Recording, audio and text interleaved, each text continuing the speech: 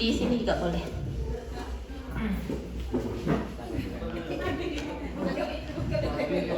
Iya.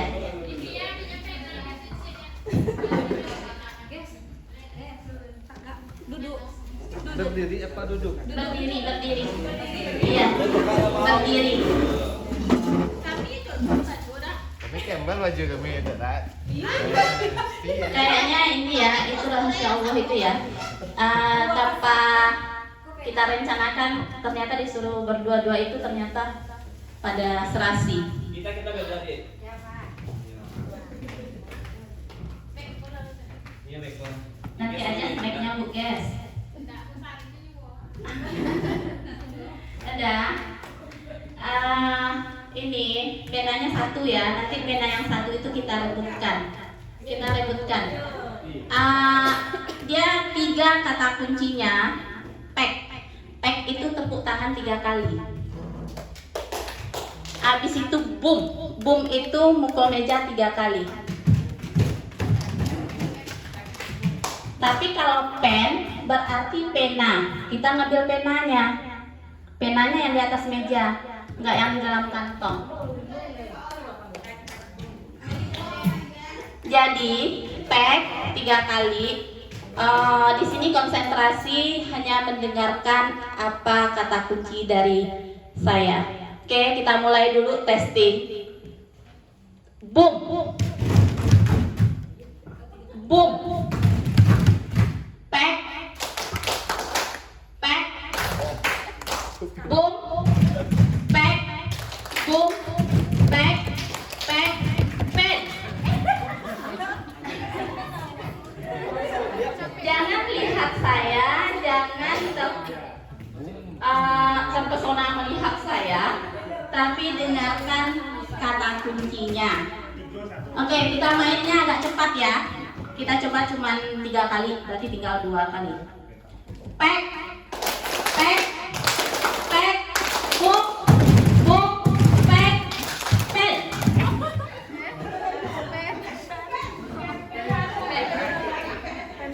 Karena itu, kalau pena berarti kan nggak ini lagi. Kita kan melatih konsentrasi kita.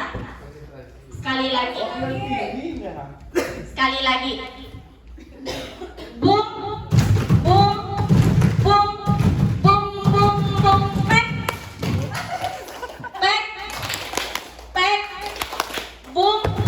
pek, boom, pen. Oke, tepuk tangan buat kita semua.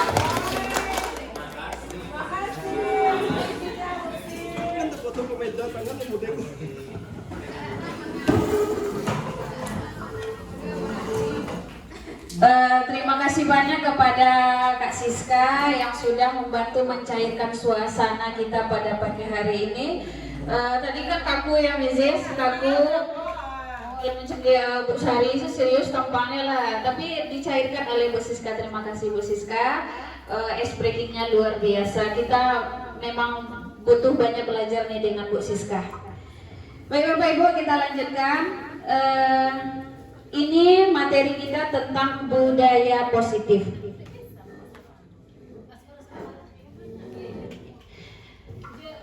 Bapak Ibu, kalau kita mendengar kata budaya, kira-kira apa yang terpikirkan oleh kita gitu? Kebiasaan. Pak Dante jawab kebiasaan. Ada lagi Bapak Ibu? Ada lagi Bapak Ibu yang bisa memberikan masukan, tanggapan? Apa itu budaya itu? Ketika kita mendengar budaya, apa yang terpikirkan oleh kita? Hasil ciptaan manusia. Luar biasa Bapak Sejarah. Sebenarnya Pak Sejarah yang bisa menjawab ini. Apa lagi? Ya, tradisi. Dita. Kebiasaan sama dengan Pak Dante ya, luar biasa. Jadi Bapak Ibu, dari jawaban Bapak Ibu itu ternyata sangat luar biasa. Memang guru-guru hebat di SMA 1 Sukabumi Butis. Jadi memang budaya itu adalah kebiasaan-kebiasaan ya, kebiasaan-kebiasaan kita yang hasil dari cipta kita sendiri. Tetapi ketika dikatakan budaya itu semuanya itu sudah merebak ke seluruh warga sekolah. Kalau kita melihat sekolah ya, semua kita sudah melakukannya, semua kita sudah melaksanakan kebiasaan-kebiasaan positif tersebut. Jadi bukan 1, 2 orang atau 3 orang saja. Nah, jadi budaya itu dikatakan sudah nilai-nilai positif itu dikatakan sudah membudaya di sekolah kita ketika semua warga sekolah, baik itu guru, kepala sekolah, wakil, anak-anak, pemangku kebijakan di sekolah ini, termasuk mungkin komite atau masyarakat lingkungan yang mendukung, itu semua sudah melaksanakan kebiasaan-kebiasaan nilai-nilai positif. Itu baru bisa disebutkan nilai-nilai itu sudah membudaya di tempat kita atau di sekolah kita. Kira-kira Bapak Ibu sudah ada budaya di sekolah kita? Dari Rio ada Bapak Rio? Ada yang nampak nilai-nilai positif yang membudaya di sekolah kita Bapak Rio? Alhamdulillah sangat banyak ya Pak Rio. Ya, sangat banyak. Dan itu merupakan berbeda sekolah kita dengan sekolah yang lain. Sangat bersyukur kita dibantu oleh Ibu Kepala Sekolah untuk menggerakkan kegiatan-kegiatan untuk menumbuhkan nilai-nilai positif sehingga mudah-mudahan budaya ini bisa kita wariskan nanti dari tahun ke tahun sehingga berdampak baik kepada diri kita maupun orang lain. Selanjutnya Bapak Ibu, materi ini tidak jauh dari kegiatan kita sebagai seorang guru sehari-hari. Ini merupakan paradigma guru bahwa, tolong fokus ya Bapak Ibu, rubahlah paradigma guru bahwa, artinya paradigma itu apa tuh Pak Fadli? Konsep konsep guru tolong dirubah. Nah, ini yang materi yang saya dapatkan ini Bapak Ibu dari guru penggerak. Yang pertama adalah ini konsep yang salah ini. Perilaku buruk murid itu dilihat sebagai suatu kesalahan. Nah, jadi kalau masih adu kira-kira kita tanya diri kita sendiri. Ini materinya memang banyak introspeksi diri sebetulnya, refleksi diri ya. Yang salah itu adalah ketika kita beranggapan perilaku buruk murid itu dilihat sebagai suatu kesalahan. Yang benarnya apa Bapak Ibu? Yang benarnya adalah semua perilaku itu memiliki tujuan. Jadi anak-anak melakukan suatu kesalahan itu ada tujuan mereka sebetulnya. Kita seorang guru ini yang harus mengidentifikasi apa sih tujuan anak-anak ini melakukan kesalahan ini gitu. Mereka datang terlambat, apa tujuannya ya? Apa kebutuhan mereka sebetulnya, kenapa mereka datang terlambat gitu. Nah, itu yang perlu kita pahami Bapak Ibu. Jadi selama ini kita menganggap anak itu salah, jangan sampai fokus kita kepada kesalahan. Tetapi fokus kita adalah kenapa yang murid ini melakukan kesalahan ini? Apa yang mereka inginkan dari yang mereka lakukan ini apa gitu. Jadi itu yang perlu kita ubah. Yang kedua adalah guru ini kalau Bapak Ibu bisa mengontrol murid. Kita guru tidak bisa mengontrol murid Bapak Ibu. Sudah ada teorinya ya dalam dunia pendidikan bahwa yang benarnya adalah murid itu mengontrol dirinya sendiri. Jadi kalau seandainya kita beranggapan, oh lah dia hukuman konsekuensi yang anakku bisa berubah, itu ilusi, lihat untuk ilusi Bapak Ibu. Itu menurut awal batu sebenarnya itu bukan gitu. Itu yang ilusi itu. Menurut awal itu berhasil, tapi sebenarnya itu tidak berhasil Bapak Ibu. Nah, jadi guru bisa mengontrol murid itu adalah paradigma yang salah. Sebetulnya murid yang mengontrol dirinya sendiri. Bagaimana peran kita sebagai seorang guru? Kita hanya bisa menanamkan nilai-nilai positif kepada anak itu secara terus-menerus, berkesinambungan. Jangan pernah bosan. Mau sekali, 2 kali dia nasihat, enggak ya untuk sehari, harus diulang kayak gitu. Memang seperti itu konsepnya. Jangan guru itu pernah merasa bosan. Selanjutnya, konsep yang salah adalah kebutuhan kita sama. Jangan guru sama guru atau guru dengan murid beranggapan bahwa kebutuhan kita itu sama. yang sebetulnya adalah kebutuhan kita berbeda. Jadi Bapak Ibu ini sama kebutuhan Bapak Ibu murid terlalu tinggi mungkin menurut murid gitu ya. Tapi kita harus memahami apa sih kebutuhan murid gitu. Apa sih kebutuhan kita, teman kita. Ketika kita menganggap kebutuhan kita sama dengan orang lain, pasti kita akan memaksakan kehendak kita. Kira-kira itu gambaran singkatnya ya Bapak Ibu.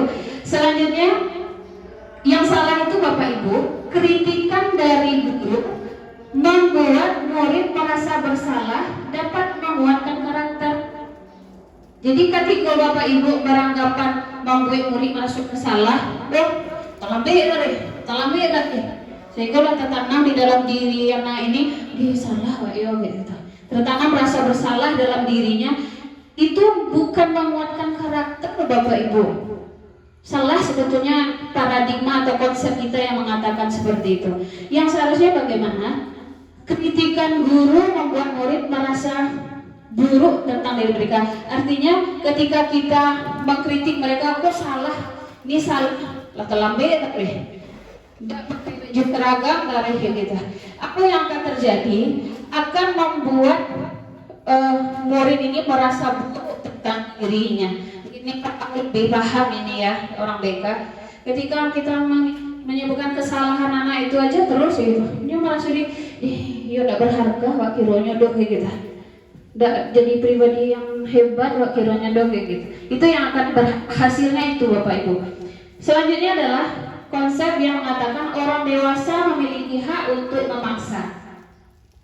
Itu salah tuh Bapak Ibu. Ini bukan konsep ini bukan untuk guru dengan murid, tetapi bisa juga orang tua kepada anak. Itu sebagai orang tua bisa aja masalahnya cepet menilai. Nawa sedang main contohnya Bapak Ibu, cepet menilai. Itu pemaksaan itu tidak boleh Bapak Ibu. Tetapi kita harus memahami anak kita itu terlebih dahulu apa kebutuhannya kayak gitu. Nah, jadi anak itu memiliki hak untuk memilih. Seharusnya itu yang kita konsep yang harus kita pahami. Anak ini memiliki hak untuk memilih. Anak yang kadang diawak sih betul dong kayak gitu. Dengan pendapat anak itu, dengan pendapat murid itu, Bu kami pengennya mau diikut Bu. Karena menurut kami hasilnya kalau ikut, maka kita seorang guru tuh rubah konsep kita yang pendapat kita aja yang benar, yang murid itu salah. Itu yang perlu kita pahami Bapak Ibu. Sebetulnya banyak itu poin-poinnya, ini yang saya gambarkan sedikit di Nah, jadi Bapak Ibu, untuk menumbuhkan budaya positif di sekolah agar kebiasaan baik itu, nilai-nilai baik itu bisa dilaksanakan dilaksanakan oleh warga sekolah, maka kita harus melakukan disiplin positif. Bukan berarti kita membiarkan saja anak terlambat, aja lah. Anak tidak pakai baju seragam, tidak sesuai dengan aturan, biar aja lah. Bukan kayak gitu Bapak Ibu. Tetapi menumbuhkan budaya positif itu harus disiplin. Disiplin ya, Mizi. Kalau disiplin positif, biasanya nih ya, ketika kita mendengar kata disiplin, yang terbayang di benak kita adalah kebanyakan orang menghubungkan kata disiplin itu dengan tata tertib, teratur, kepatuhan kepada peraturan yang dihubungkan dengan hukuman. Padahal itu sesungguhnya berbeda mungkin ya, karena embel-embelnya ada disiplin positif. Kalau disiplinnya mungkin aturan, kok hukumannya kok kayak gitu. Tentang disiplin positif ini padahal itu sungguhnya berbeda, karena belajar tentang disiplin positif tidak harus dengan memberi hukuman Bapak Ibu. Nah, nanti kita refleksi diri kita nanti bagaimana di sekolah kita gitu. Justru itu adalah salah satu alternatif terakhir yang bila perlu tidak digunakan sama sekali. Itu konsep yang seharusnya yang kami pelajari di guru penggerak Bapak Ibu. Nah, kan bisa Bapak Ibu lihat itu dari gambar di sampingnya. Kalau kita melakukan hukuman, guru itu memberikan salah kok salah, nunjuk-nunjuk ya. Suruh push up, ya, mungkin suruh keliling lapangan, kayak gitu. Tetapi yang disiplin positif itu adalah Kita guru ini continue berkesinambungan menanamkan motivasi kepada murid-murid. Ketika murid-murid kita salah itu, wah nasihati terus. Ingat, tapi itu yang disiplin itu Bapak Ibu. Ketika mereka salah, jangan lalai kita. Artinya kelambeknya, ya salah.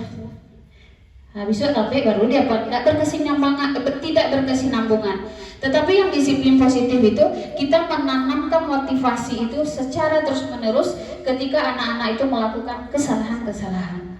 Yang kita gunakan nanti kita bahas juga nanti di poin-poin selanjutnya, slide selanjutnya. Ini disiplin positif adalah menanamkan motivasi pada murid-murid kita untuk menjadi orang yang mereka inginkan dan menghargai diri mereka sendiri berlandaskan nilai-nilai kebaikan yang mereka percaya. Jadi itu Bapak Ibu, artinya disiplin positif itu kita menanamkan, artinya menasehati anak-anak. Iko yang membaca anak, coba dirubah apa sebenarnya yang menjadi keinginan Anda ini apa permasalahan Anda. Itu tugas kita sebagai seorang guru, bukan push lah, nih kum ini push up, bukan kayak gitu Bapak Ibu. Itu yang kami dapatkan dari materi di modul ini. Selanjutnya, disiplin tadi harus berkaitan dengan nilai-nilai kebaikan universal. Jadi kalau kita ingin membuat disiplin positif, harus ada nilai-nilai kebaikan yang ada di situ. Jangan sampai bukan nilai-nilai kebaikan yang kita terapkan dalam disiplin positif itu Bapak Ibu.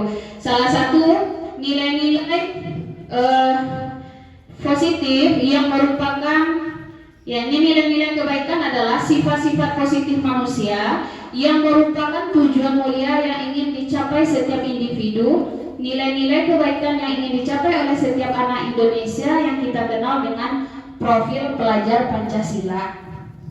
Jadi nilai-nilai inilah nanti yang akan kita harapkan melalui disiplin tadi ada dalam diri anak-anak kita Bapak Ibu. Selama kita bersabar menanamkan disiplin ini, mudah-mudahan nilai-nilai profil pelajar Pancasila ini ada dalam diri anak-anak kita. Yang pertama, beriman, bertakwa kepada Tuhan Yang Maha Esa dan berakhlak mulia. Selanjutnya mandiri, bernalar kritis, berkebinekaan global, bergotong royong dan kreatif.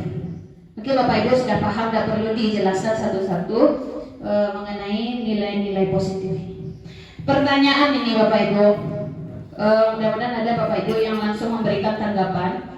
Bila di sekolah Anda tidak ada aturan yang memberikan surat teguran bagi pegawai yang sering datang terlambat, atau tidak ada atasan yang memberikan Anda penghargaan menjadi karyawan terbaik karena sering tepat waktu, apakah Anda akan tetap datang tepat waktu untuk mengajar murid-murid Anda? Coba jelaskan.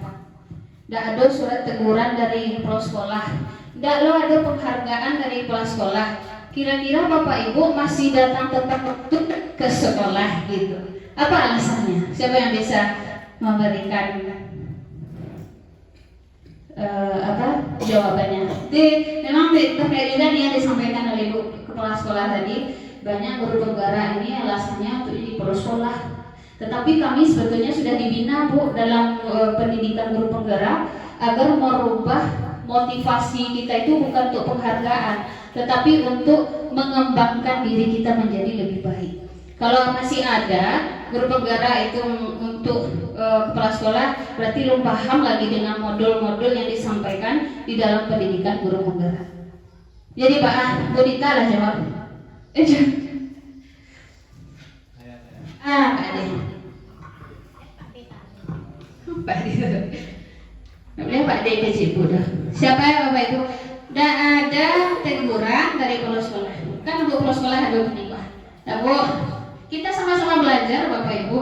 Saya juga belajar. Belum orang yang sempurna juga, sampaikan saja apa yang terasa oleh kita. Tidak ada teguran, tidak ada penghargaan. Di awal datang tepat waktu, tidak dihargai di kepala sekolah. Tidak dia amplop kah, tidak diapresiasi gitu. Bu sering santai yang datang taruh tapi waktu atau sulit teguran ada kepala sekolah tidak dipanggil Bu kayak gitu. Tidak ada pernah dipanggil karena terlambat gitu. Kira-kira Bapak Ibu akan datang selalu tepat waktu atau tidak? Kalau memang datang tepat waktu apa alasannya? Kalau enggak apa alasannya? Mungkin Pak Au bisa bilang. Iya Pak. Terima kasih atas pertanyaannya dari Ibu Sari. Dan terima kasih juga atas kesempatannya untuk bisa menjawab pertanyaan dari Bu Sari tadi. Kalau menurut saya pribadi, kalaupun nggak ada ibaratnya suatu pengarahan dari kepala sekolah dan kedisiplinan tadi, kita ini sebelum menjadi seorang guru telah diorbitkan, telah berjanji terlebih dahulu di perguruan tinggi sebelum kita terjun ke lapangan. Ibaratnya kita ini bekerja sesuai dengan kemampuan kita, cukup dengan stok peksi kita, dan biarlah nanti apalagi seorang guru ini ibaratnya kita bekerja aja, biarlah Allah menilai. Karena nilai keikhlasan itu lebih baik daripada suatu ibaratnya imbalan, itu maksudnya. Itu mungkin yang bisa saya jawab, mungkin nanti ditambahkan oleh teman-teman yang lain. Terima kasih. Ini menarik ya sebenarnya Pak Ibu. Silakan di Menarik ada kepala. Terima kasih Pak Au, luar biasa. Kita berikan tepuk tangan buat Pak Au. Ada lagi Bapak Ibu yang mau menambahkan? Iya Bu Siska.